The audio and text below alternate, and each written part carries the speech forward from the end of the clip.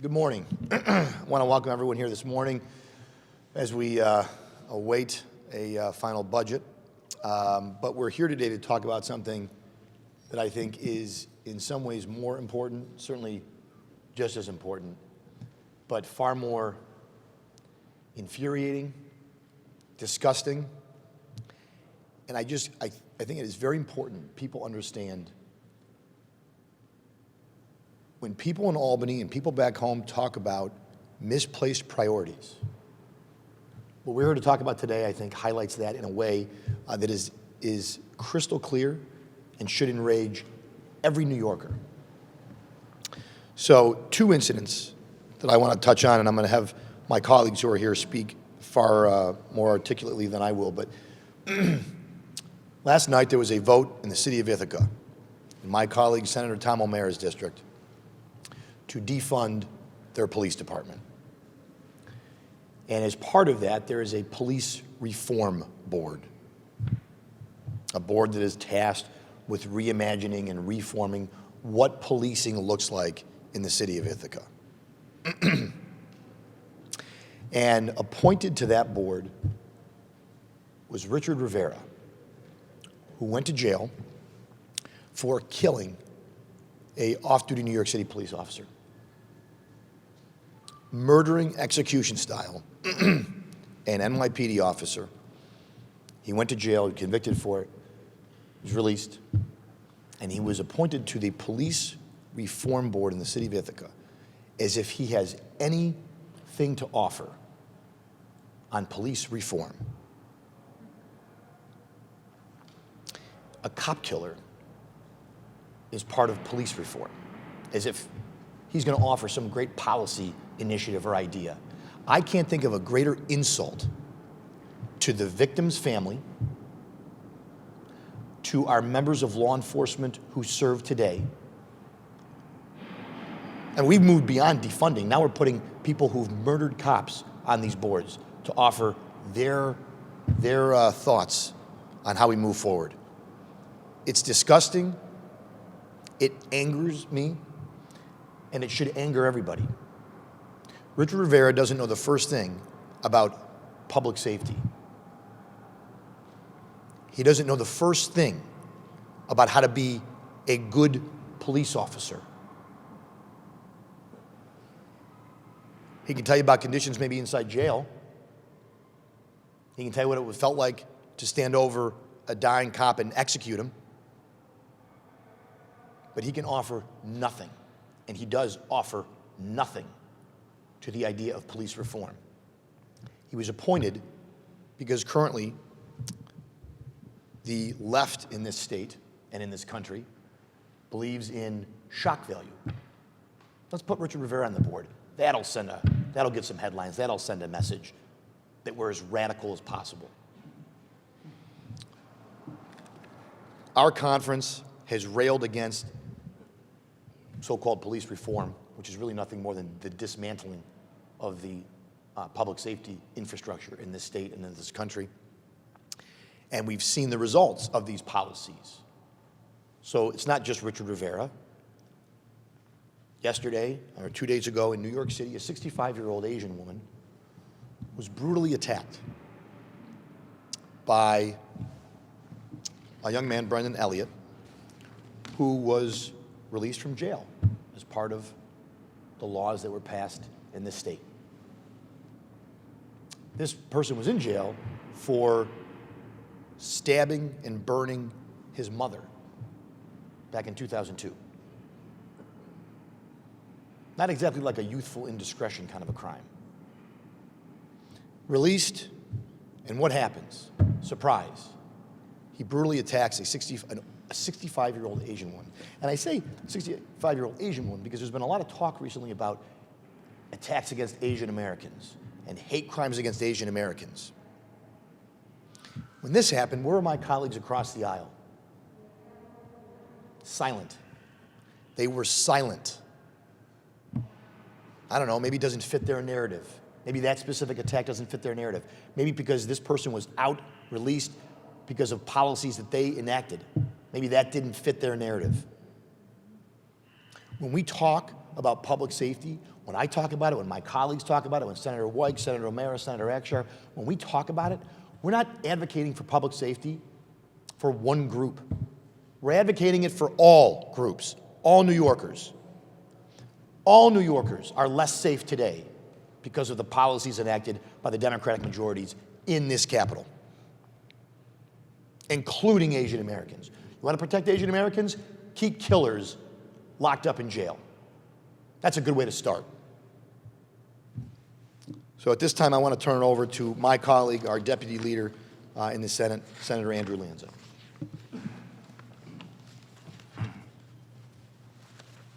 Thank you, Leader, Senator Ort, to my colleagues here, and to all of you. You know, standing there listening to Senator Ort, you start to wonder, what planet is all this happening on? On what planet would it make sense for all these things to be happening to the people? The sad reality, it's happening right here in New York. It's not happening by accident either. These are intentional policies being imposed upon the people of New York by a party, the Democratic Party, which has lost its way.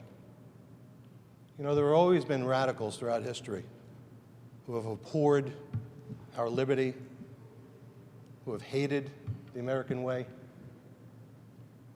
but they were always kept at bay by both parties.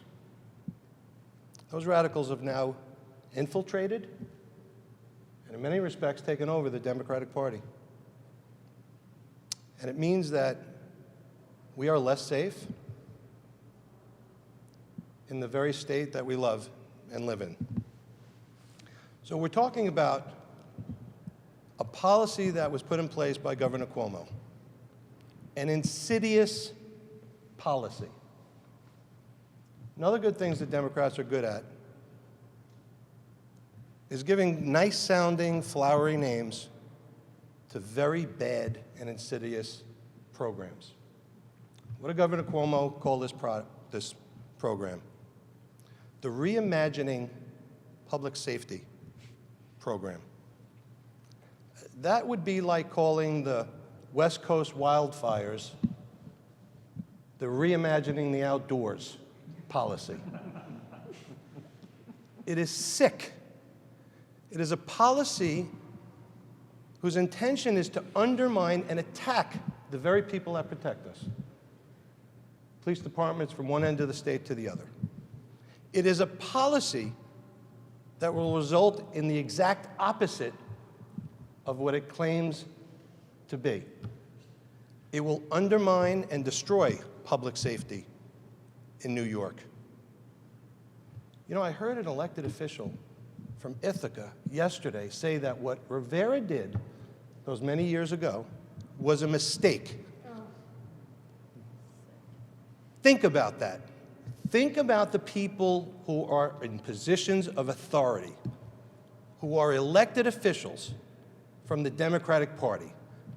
This is what they think a mistake is. Here's what Rivera did. He walked into a bar with the intent to burglarize it, to steal. He was met by Officer Robert Walsh, a father of four, a New York City Police Department officer who tried to stop the burglary. He shot and wounded Police Officer Walsh. Police Officer Walsh lay on the ground, unable to act any further. He was in no position to cause Rivera and his cohorts any further harm. That wasn't good enough for Rivera. Rivera walked up to Officer Walsh, put a gun to his head, another human being, and blew his brains out. Democrats now call that a mistake. I call it sick and depraved. Now, as Leader Ort said, Rivera may be a lot of things, but he's not an expert when it comes to telling the people of New York what kind of police departments they should have. He's the last person on earth that ought to be selected to tell us how to police our streets and tell us how to stay safe. And yet the Democrats appointed him to this program. What are they going to do next? Appoint convicted pedophiles to become kindergarten teachers? This is sick, folks, and it's hurting our state, and it's endangering our people, and it's got to end. Why do the Democrats call these programs and call them things that sound good? Why do they give them names that make it sound like they're doing good? To fool us, to fool the people. It's deception at the highest level. Senator Ord is not fooled. I am not fooled. My Republican colleagues are not fooled. And I pray, and I hope that more and more, and sooner rather than later, New Yorkers will stop being fooled. I pray that New Yorkers will begin to wake up and stand opposed to these sick and dangerous policies. New York is on a downward trajectory. Just look, don't listen to me, Senator Ort, and my colleagues. Look out the window. Walk around the streets of your neighborhoods. 2 years ago, they enacted a policy, our colleagues across the aisle, they called it reform and justice. What was the result? The highest increase in crime in the history of the state of New York. Does anyone believe that is justice? Does anyone truly believe that is reform? It's not. It's dangerous, and it's got to stop. Senator Ort mentioned the heinous crime that occurred in my beloved city, New York City. 65-year-old Asian American woman brutally beat in plain view on the streets of New York, presumably simply because she's an Asian American. A colleague of ours across the aisle introduced legislation yesterday and talked about the incident. As Senator Ort stated, failed to mention that because of policies they've enacted, the reason why that perpetrator was out on the street able to do what he did to that woman was because he'd been paroled. The crime, as Senator Ort mentioned, was that he killed his mom. This is sickness. This is insanity, folks. It really is. Now, you might ask, why the spike in crime against Asian Americans? Why the spike in so-called hate crimes? Well, I'll tell you there are a number of reasons. But here's what I believe. When you have a party that is enacting policies in the state of New York that makes it easier to commit crime, you're going to invite all crime, including hate crimes. When you have a party that for selfish political profit panders identity politics, pitting one group against the other, telling each group someone hates you, and teaching every group to hate each other, you're going to see a rise in hate crime. And that's what we're seeing. So, folks, I'm glad Senator Ort is our leader because he gets it. I'm glad I have the privilege of working with the people you see here because they get it. We're not going to quit the people of New York. We're not going to back down. We're going to expose these insidious and sick policies that's making New York the most expensive, most dangerous place to live in America. And we're going to fight with our last breath to turn it around. So I have the privilege now of introducing Senator Tom O'Mara. Senator Tom O'Mara and I have been mixing it up for a long time. We served together in the Manhattan District Attorney's Office as prosecutors years ago. We worked for Robert Morgenthau. We served at a time when even Democrats fought crime. And even Democrats made public safety a top priority. Senator Tom O'Mara.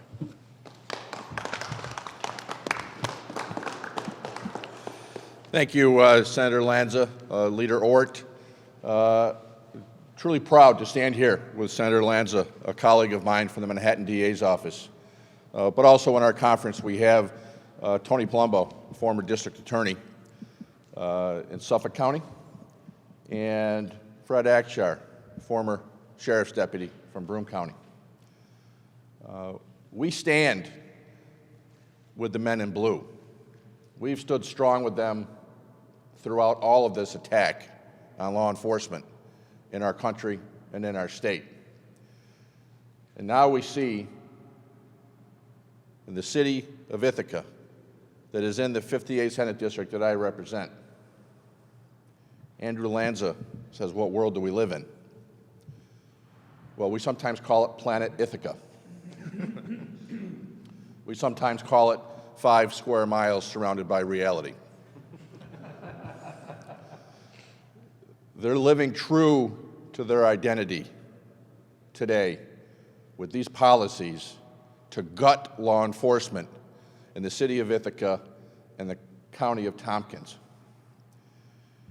You know, it is the reason we have these individuals walking our streets is the weakening and lessening of criminal policy in this state by the Democrats in control of the legislature and by Governor Cuomo. No bail on most every crime on the books. No bail. Revolving door. Lessening of parole. How many cop killers have we read about in the past couple of years that have been released? Richard Rivera is one of many. But this reimagining of law enforcement in this state and in this country, while sounds great, and we want to have good policing in our communities, and we want to be fair to everyone, crime continues. And we will continue to need law enforcement armed and ready to defend us in our homes and in our communities. This reimagining of the City of Ithaca Police Department and eliminating a great number of police officers to have unarmed civilians responding to police calls will only end one way, and it's not going to be good for either the victim of a crime or that unarmed civilian responding to a complaint. You know, we found out Monday evening through a New York Post report that this Richard Rivera was serving on the City of Ithaca and Tompkins County Joint Task Force on Reimagining Police. Andrew Lanza and Rob Ort detailed his history well, but he served 39 years in state prison for killing and executing a New York City police officer. Received parole just about a year and a half ago. And now the City of Ithaca thinks this individual should be involved in reforming and redesigning police in that community. It is appalling. It's appalling that that fact was hid from the public until 2 days before the vote. Ithaca approved this redesign last night, unanimously, I would say, by the City Council of Ithaca, and the night before by the Tompkins County Legislature with only 2 dissenting votes. This is going forward. The Chief of Police, Chief Nair, is disgusted by this, as is all law enforcement in Tompkins County and across the state of New York, that this individual is allowed to serve in any capacity on redesigning Ithaca's police department. An individual that killed, executed New York City cop, and has only been out on the streets for a year and a half. What could he possibly have to add to this process? The only thing that needs to be re-examined here is the imagination of the Ithaca City Council and the Tompkins County legislators that allowed this individual to serve and has come up with this plan that is going to devastate law enforcement in Tompkins County. Crime will rise, people will be victimized. And this cop killer was part of the process to eliminate police from the city of Ithaca. Think about it for a moment. And that was hidden. That was hidden from everybody.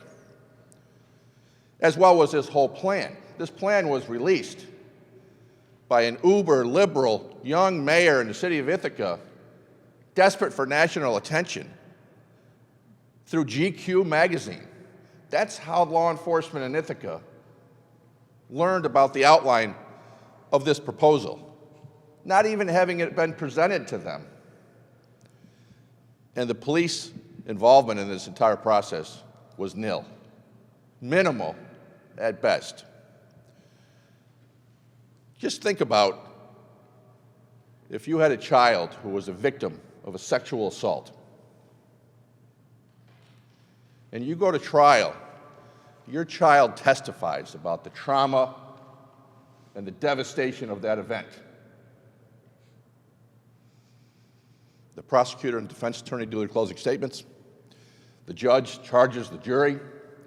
They return to the deliberation room, and you find out that a juror in that room is a prior convicted pedophile. That's the way law enforcement feels in the city of Ithaca. That's the way I feel, and that's what we're here to talk about today. With that, I will turn it over to Senator Fred Akshar. Thank you.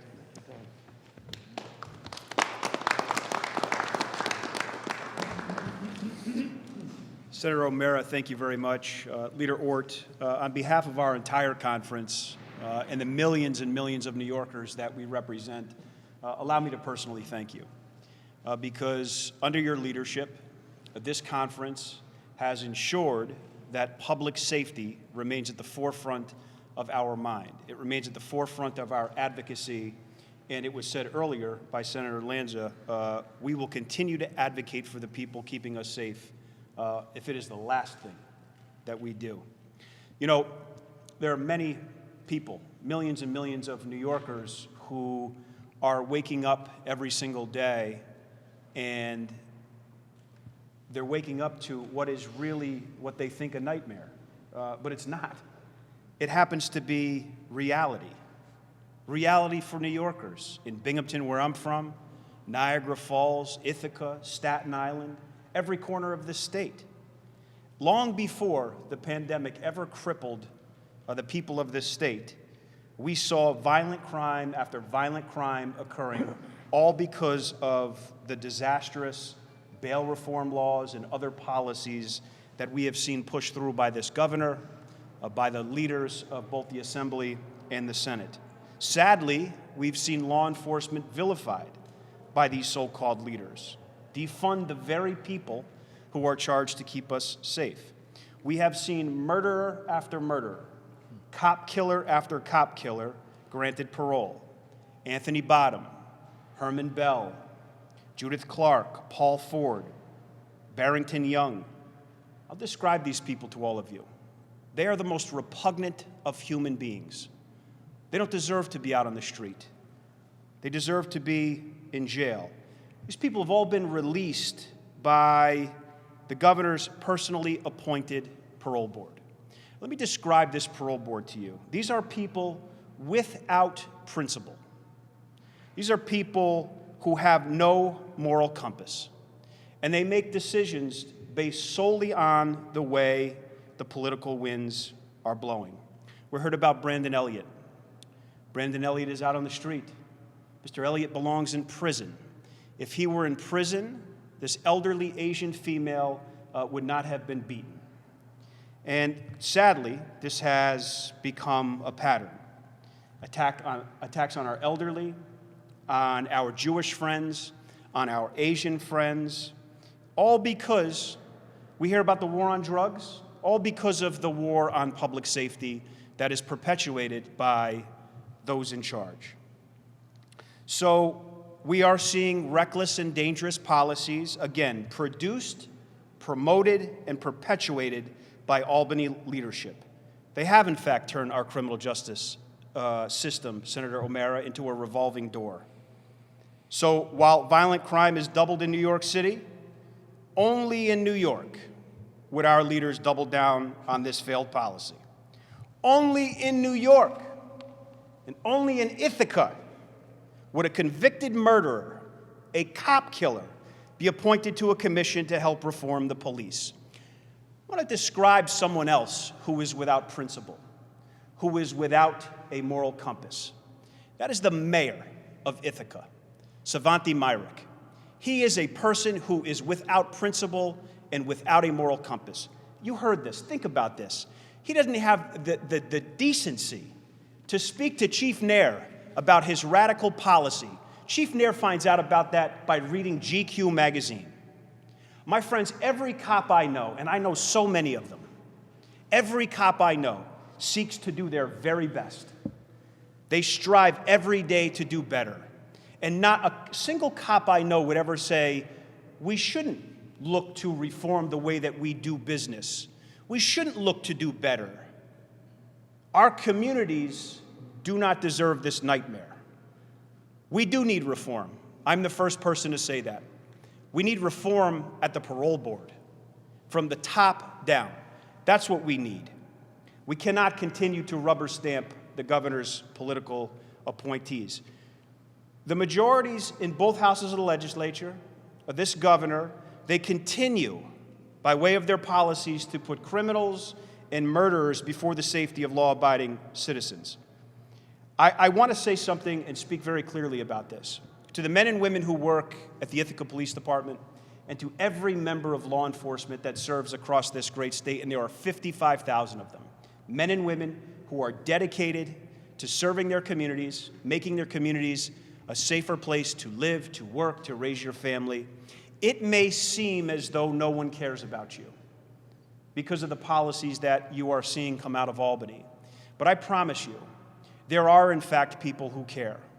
There are, in fact, people who will support you to our last breath. And it's the people who are standing at this podium. It's the people who are speaking out on your behalf every single day.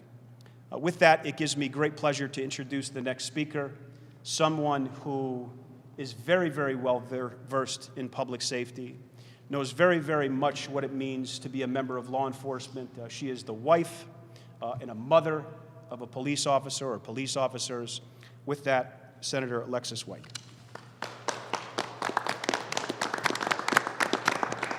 Thank you, Senator Akshar. And I want to thank the members of my conference who have served in law enforcement, because it's important to get a big, broad perspective.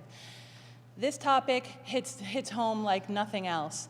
As a mom and a wife of police officers, I can tell you, these individuals always strive to do a better job. They make life choices to make sure that they're doing what's right, whether they're on duty or off duty. They've gone through police training. They don't shy away from body cameras. They don't shy away from continuing education programs. They're all for it. When you say we want to have a reform or a reimagine, I don't want to reimagine what's in the head of Richard Rivera. I saw it, we saw it, and that's what landed him behind bars. I don't need his imagination in trying to keep our communities safe. It's not going to work.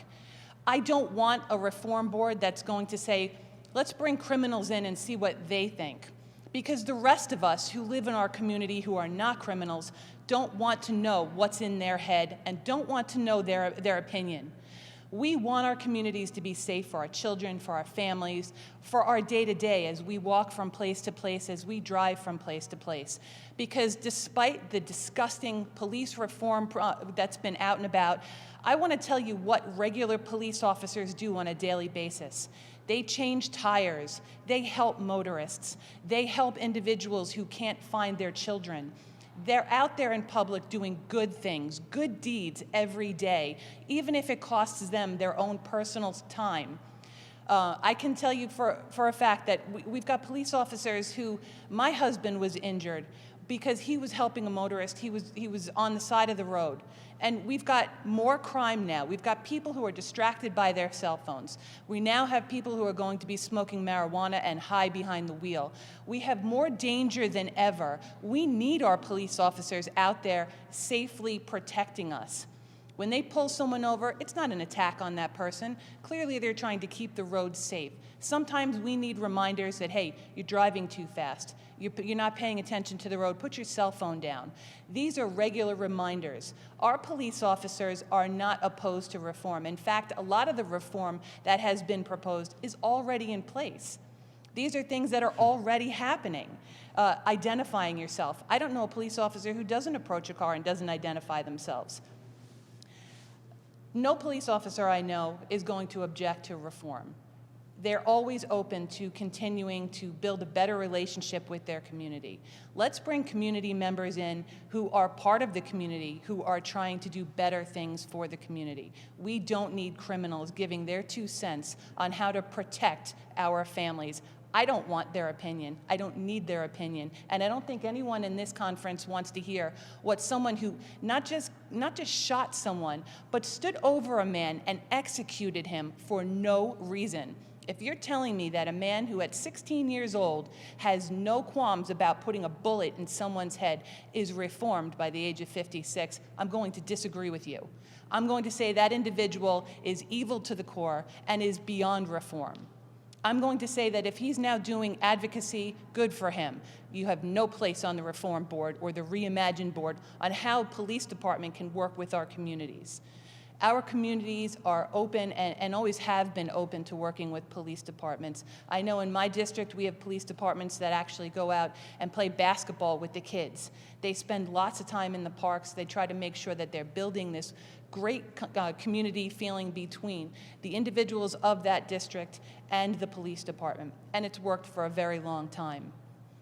Police reform that the majority Democrats have passed have caused nothing other than release of criminals into public. They've raised the crime rate. They've made it so unsafe for us, and yet they can't strive to do more. They can't seem to get enough. I wonder where it stops. When does it stop? We're making drugs legal. We've been spending trillions of dollars fighting the war against drugs, fighting opioids, and yet we're going to legalize marijuana and let people go at it. And then we're going to rip apart our police department and say, well, you're not doing a good enough job in protecting us. How many times did we hear the governor say, the police departments aren't doing enough to protect us after they passed police reform?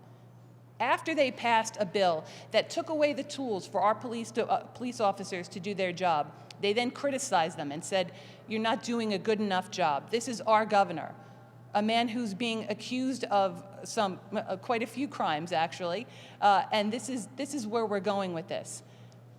Ithaca has no business putting criminals on the Reimagine board. No town, no county has any business putting criminals to reimagine police reform. I was on a Zoom call recently when someone said, I want to make sure that people who've had judgments against police departments are put on the board to reimagine their police department. Just because you had a good lawyer and you won your judgment doesn't mean you're not a criminal and doesn't mean you weren't guilty of what you did. And if you're that person, you don't belong on the board. We need good individuals to work for our communities. And once again, I want to say, I'm so proud of my conference for what they've done and what they've put forward, the good bills that they've brought forward that have been pushed to the side and haven't been passed or even entertained. I want to see good police reform moving forward. I want to see good police bills, pro-police bills, and I want to see them passed. Because my Democratic colleagues on the other side of the aisle have, once they've passed all of these horrible bills, we haven't heard a word from them. Where do they stand? Are they proud of what they've done? Do they regret the decisions they've made? We have yet to hear from them. It's been a year. Where are you? What do you have to offer those individuals who've lost their families? Anyone who's been murdered, executed, run over, where are you? What do you have to say? We haven't heard from you. That's unacceptable. You represent your district, you represent New York State. We want to know what you have to say about this. Are you proud of the decisions you've made? Because we're not. And we want it changed. And it's time to bring change. And with that, Senator Ort, thank you so much. Thank you, Senator White. So we'll wrap up. There was something I did want to drive the point home that this is, Senator Lanza, I think, said it best when he said this is deliberate. The things we're talking about here today, the two things, a cop killer was deliberately appointed to a police reform board. It's not an incidental thing. It's not, oh, and he's a cop killer. That's why he was put on the board, because he's a cop killer. Think about that for a second. And then when we talk about crime and hate crimes against, how do we reduce crime against Asian Americans? And we heard a lot about after the shooting in Georgia. And we should, by the way, we should worry about increasing crime against Asian Americans or any other group of New Yorkers. And yet we have a policy where you have a criminal who's out on the street who attacks a 65-year-old Asian American woman, and the very people who put out emails and government mail suggesting that the only reason there's an increase in attacks on Asian Americans is the Republican Party. That was said. And I take great umbrage at it. Apparently this guy must not be a Republican, or they must not think he's a Republican, because they were dead silent on his attack on a 65-year-old Asian woman. Because the truth is, they're just as cowardly as him. Members of the majority, including the other night, have stood up on the Senate floor and called for the defunding of police. Some have called for the decriminalization of the possession of any drug. That was just the other night. Multiple members of the majority have called for the defunding of police on the Senate floor. So this is not some isolated thing. This isn't fear-mongering. This is happening. This is growing. And it presents a great threat to the people of New York. And that's why we're here today, to try and continue to raise awareness of what's happening here. So with that, we'll certainly take any questions. Thank you all very much. Okay, off topic, yes. So there were some reports that Governor Cuomo's staff contributed to the production of his book, American Crisis Leadership Lessons from the COVID-19 Commitment. I'm just wondering if you have any comment on that, if you think there should be any kind of probe into what happened, and if so, who should be that? So, it's almost hard to keep up.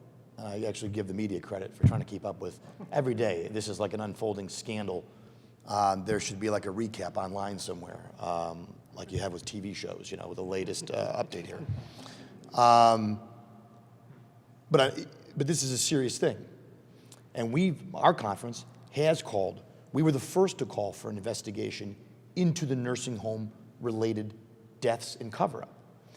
And that's where this has come out of, as you know, Jimmy, out of that sort of topic and that focus, the question became about the July report, which your publication was one of the first to break, about that his staff forcibly changed a report that was put together by medical personnel in the month of July. Now, why is that important? Well, because the month of July is also when we find out that he got a great big fat advance, $4 million for this book. Now, I find that objectionable, as I'm sure a lot of New Yorkers do, because at a time when millions of New Yorkers were losing their livelihoods, were losing their lives, he was profiting off of that. And when you read the story, the Jacob letter clearly said, you can't write a book about your duties as governor. It said that, and that is what they said. You can write a book, a fictional book. Now, maybe he views this as fiction, and it should be. But this is not. He wrote a book about his leadership, and we now know he made $4 million at least. And it was after The question, I think, was where is the publisher? If I was the publisher, I would demand that money back. Because that money was sent to him predicated on one narrative that we now know. Let me put it this way to you. If today he went to Crown and said, I'd like to write a book about my handling of the pandemic, he wouldn't find any takers, not one. And that's why they've discontinued the publishing of the book. So, yes, I would like a probe. I think this can be wrapped. Look, this can be done. We've sent a letter to Jacob already on the idea that he was using state resources for testing his close family and friends and staff when millions of other New Yorkers could not get testing. Roll it up in there. I mean, I'm not going to necessarily hold my breath. I've been holding my breath and calling for investigations, as have my colleagues, Jimmy, for months, for a year. My colleague across the aisle continue to sit in their hands and have done nothing in the Senate. Nothing. So, you know, maybe now they'll issue a subpoena. I don't know. Maybe this will be the thing that gets them to finally do their job. But you have an attorney general who can investigate this. You have the federal government. I'm sure the FBI and the DOJ took great interest in this story because, again, they're focusing on that. And I'm hopeful that this will be part of their investigation. Jacob certainly could investigate this. You know, we'll certainly look at whatever else we can do as a conference to push for probes. But there's like, I don't know, 5 investigations going on right now. Like, how many more investigations? You got the DOJ and the FBI. You got the Attorney General's office. You got the Assembly Judiciary Committee, which, you know, I don't know, that's probably the least scary one to him, but they're doing an investigation. You have the DA here in Albany doing an investigation. Maybe Jacob will do an investigation. So I don't know how many investigations it takes for him to do the right thing and step aside, but more importantly, for our colleague across the aisle to do the right thing. Maybe they should call for an investigation. Maybe they should do an investigation. I'm getting real tired of asking them to do the job that they were elected to do. And to you, it sounds like the more, because obviously it seems as though you reviewed the approval letter. I know there were news reports referencing it. I've seen the whole thing. To you, it seems like the more egregious potential violation is regarding the subject matter of the vote. So the subject matter, as well as the fact that his staff, as it's being reported, helped him work on the book, because that was also in the letter that he can't use state resources. So both of them, if you read the letter, to me, he didn't follow the letter at all. And I wonder what would happen if someone else in state government didn't do that. In fact, I know what would happen, because we've seen it over the years. The reality is this is a key moment where we have to ask ourselves, if no one is really beyond the law or above the law, then that includes the governor of the state of New York. And it looks like there's a lot of damning evidence to suggest that he and his administration did not follow the law. What do you make of the state budget being leaked despite Democrats being in control of both chambers and the executive? Maybe that's why it's late. You know, I don't know. I think it shows you that that no matter who's in charge here, they're pushing for record tax increases, record spending. You have a governor who's engulfed in scandal. Multiple legislators from across both political parties have called for him to resign. There's an impeachment investigation ongoing. I'm sure that does not make those negotiations easier. That's one of the reasons many of my conference said he should step aside, because we were concerned about him being able to do the job, to negotiate a budget, to be effective. And now here we are, April 1, and there's not even the sign of a budget, right? There's not even the hint of a final deal. I'm hearing that maybe we'll be back next week. And then who knows beyond that. And so I think that this is a great example why we were some of the earliest ones to call for him to step aside. It hasn't happened. He's dug in. The budget's late. Any way you slice it, the budget is now late. And it's very likely, in my view, that we'll have a late budget and a bad budget. It used to be that if you maybe had a good budget late, that was better than an on-time budget that was bad. In this case, you're going to have a late budget that's bad for New Yorkers on top of it. Maybe we should hope it doesn't pass. Yeah. Maybe the longer it goes without a budget, the people in New York will be better off. But Jimmy?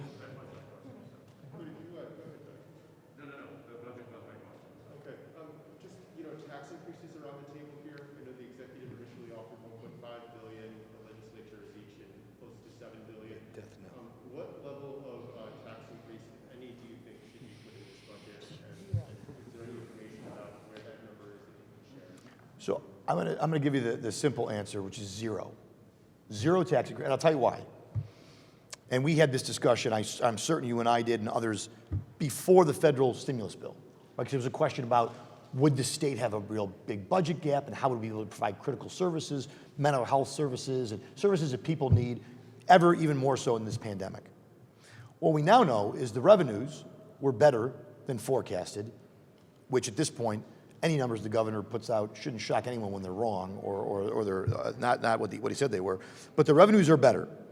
The economy, in spite of the lockdowns, in spite of the restrictions, in spite of all that our small businesses have had to deal with, the revenues, they've struggled, the revenues have still come in, sales tax has still been better than predicted.